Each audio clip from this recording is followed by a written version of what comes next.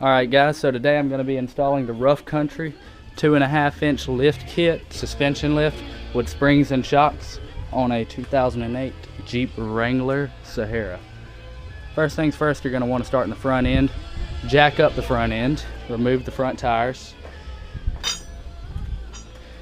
and basically all you're going to have to do is disconnect this sway bar link, remove this top shock, and undo your brake line bracket right here so that it doesn't stretch when you lower everything.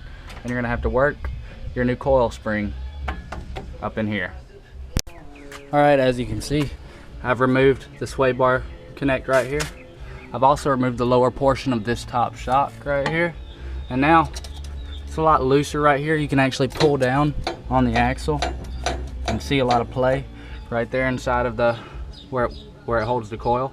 So what we're going to do is we're going to go ahead and disconnect these brake line brackets right here so it doesn't drop and break them or bend them or anything like that. And then we're going to pull down on this and pry up right here on the bottom to kind of, you know, get the coil spring out of that little point, and remove this coil spring, install the new one, and throw the new spring on. The new shock on. Alright guys, so I've got one side completely together. You can see I've got the new shock in. This was a used kit, so I actually just repainted everything to make it look good, but it is a Rough Country 2.5 with the Performance 2.2 shocks. Basically, the hardest part of this is actually getting these big coils into the spot of these little bitty coils right here. What I did was I got a pry bar and actually pried, the coil spring is going to be kind of angled this way. And I pried on top of this. You don't want to put too much pressure on that, but I just used that to initially get it right here, and you just got to work it with the pry bar up onto here. Then you want to twist it snug into that little fitting right there. The shocks, those were a breeze. Just pull them out, pop them in. You're going to notice that your axle is going to hang a little bit too far for your shock to reach.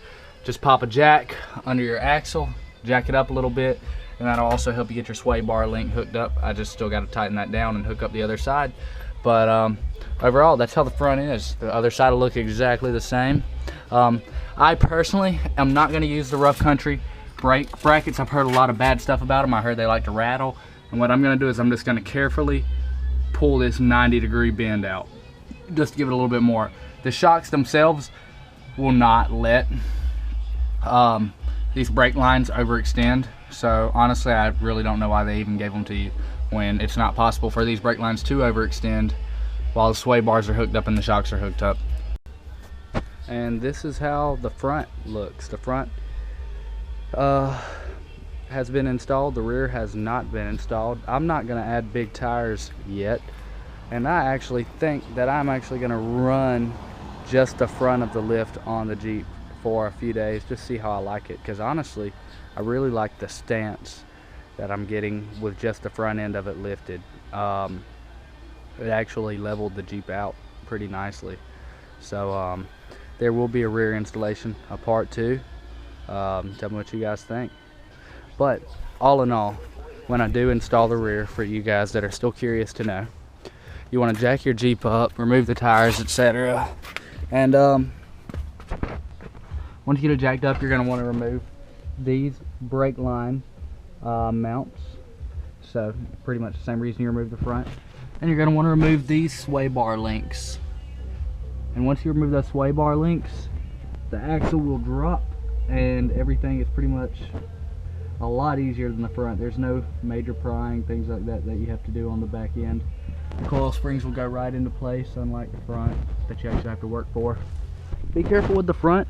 Be careful not to mess up steering components, because your Jeep will go out of alignment. And I still do recommend an alignment after you do this. My alignment's actually still really good, but as long as you're careful and have your wheels straightened up, you know, beforehand, everything should come out fine. And I finally get to replace that bumper here soon. Be ready for a new bumper install video.